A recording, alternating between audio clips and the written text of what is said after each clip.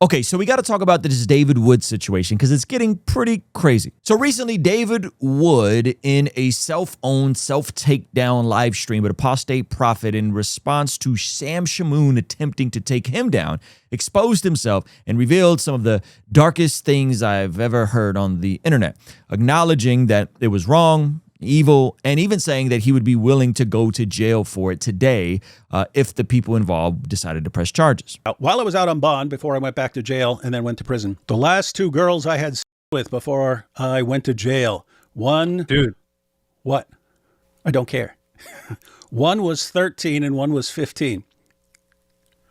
So when Muhammad Hijab's like, oh, you know what, if a girl's 13 but she got wide hips, that was the case. She had big and wide hips, but she was 13. I would not, I didn't care back then. Now, it's very important to note that he did all of this way before he became a Christian. It's also important to note that in the 90s, on Thanksgiving Day, David Wood tried to delete his father, like almost did delete his father.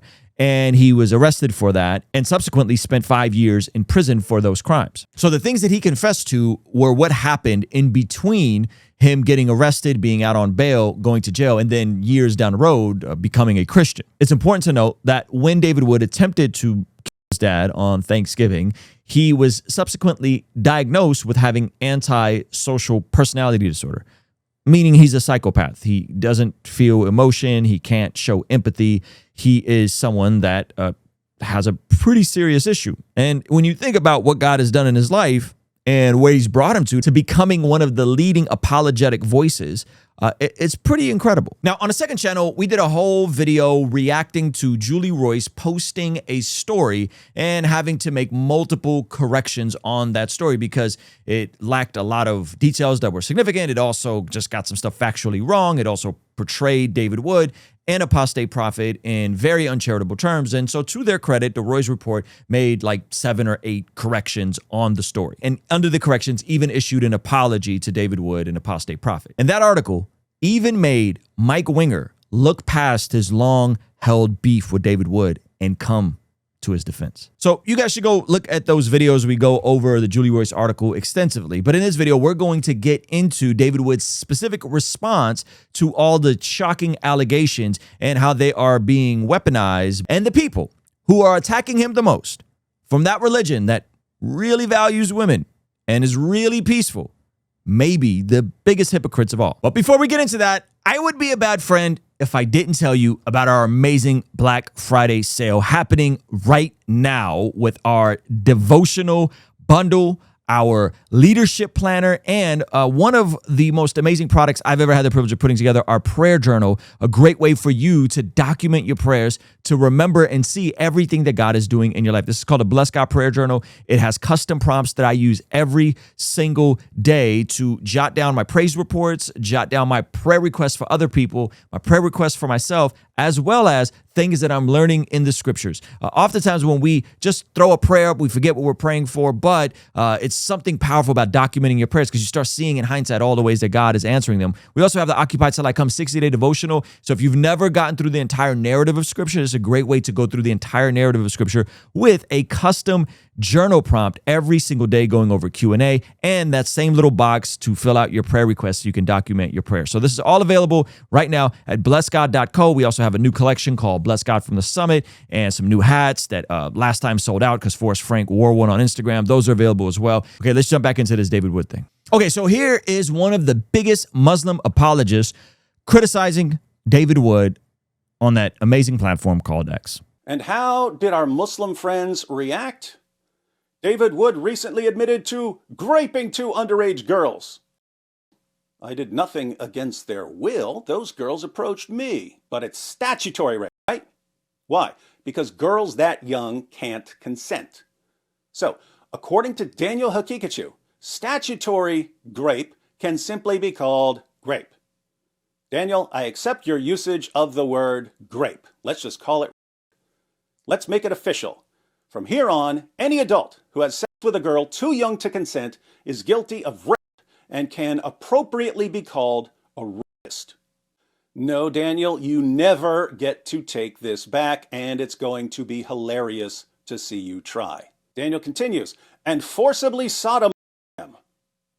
I didn't forcibly do anything. I said that with minors, they upgrade charges to factor in the lack of consent. So they would have upgraded any charge to something like forcible. But it sounds like Daniel agrees that because minors can't consent, anything done to them can be described as forcible. Once again, I accept Daniel's usage of the word. From now on, any adult who has sex with a girl too young to consent shall have his actions labeled as forcible. You guys see where I'm going with this, right? He hid this from his audience for decades. I hid it because I never mentioned it, and only revealed it after others threatened to go public.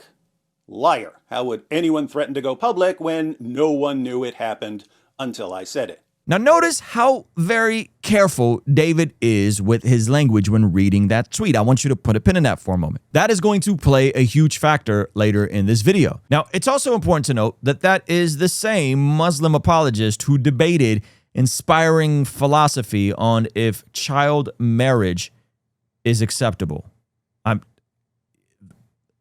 That was a doozy. My claim is that child marriage was practiced and was acceptable in all of these societies. Yeah, in some societies the average age was higher, but it's the average, meaning that there is a proportion that are marrying even younger than those averages. 1% of girls have their periods by age 8 and 4% have them by age 9.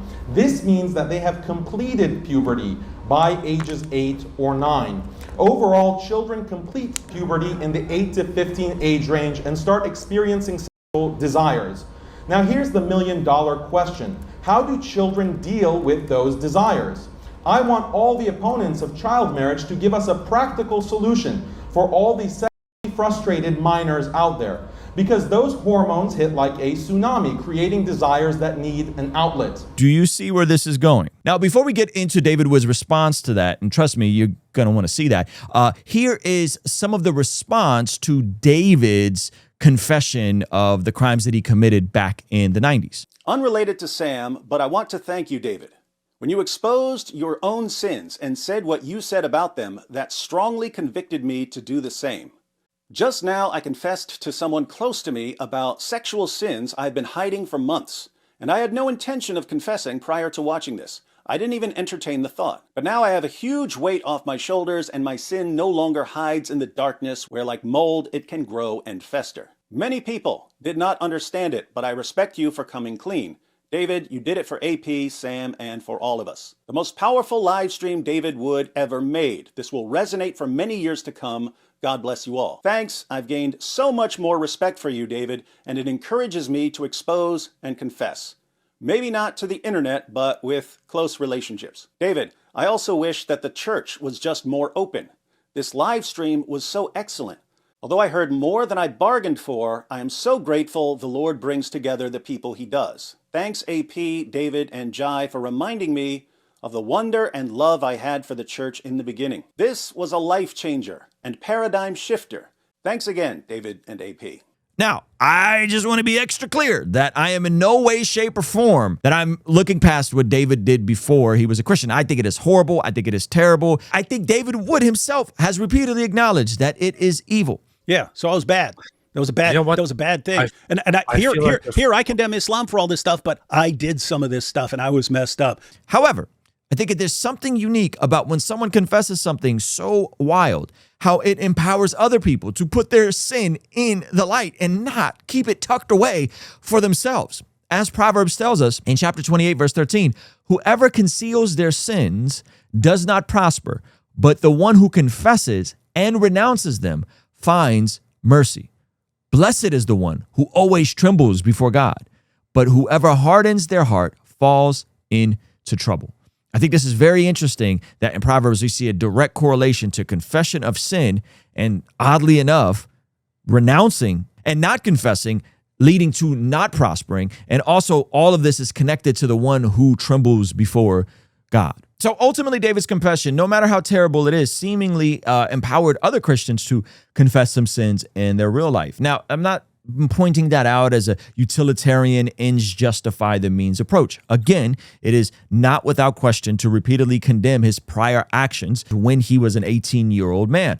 But it's also important to acknowledge that this dude is a psychopath. And anyone who's ever met Wood or been around Wood or watched Wood on a live stream will tell you this is a dude that's a psychopath. And honestly, anyone who knows him or knows anything about his testimony, his past life, wasn't really surprised by this. So now fast forward, David Wood gets sentenced to prison because of him trying to kill his dad. And this is the prayer that he prayed when he was in jail. But I eventually prayed in that isolation cell. I said, God, I don't know if I'm going to believe in you tomorrow, but I believe in you right now.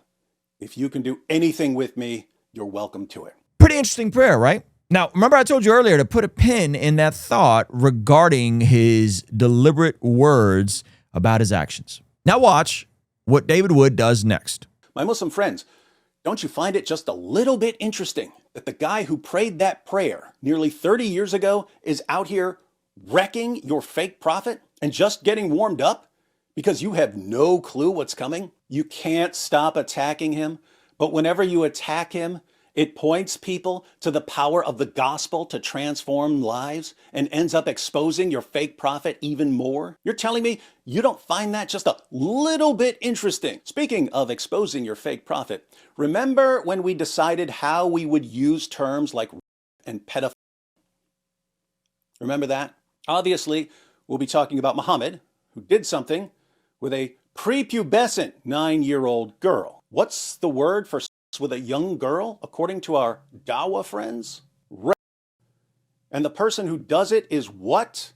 According to our Dawa friends? A pedophile. It's official now. The irony, the utter hypocrisy that people who follow a prophet who not only spread his religion by the sword, but also married a 6-year-old and consummated the marriage at 9. And these same people openly acknowledge, affirm, and celebrate child marriage today. Now, all of a sudden, they're outraged. Now they want to talk about women's rights. Now they want to protect children. So anyway, to recap, what David did before he was a Christian was terrible. There are no excuses. He would tell you there are no excuses. However, the way this is being weaponized by people who openly acknowledge, affirm, and celebrate child marriage, I would say is pretty bizarre. I would say if there's anyone that needs to be quiet in this situation, it would be the Muslim Dawa apologist guys.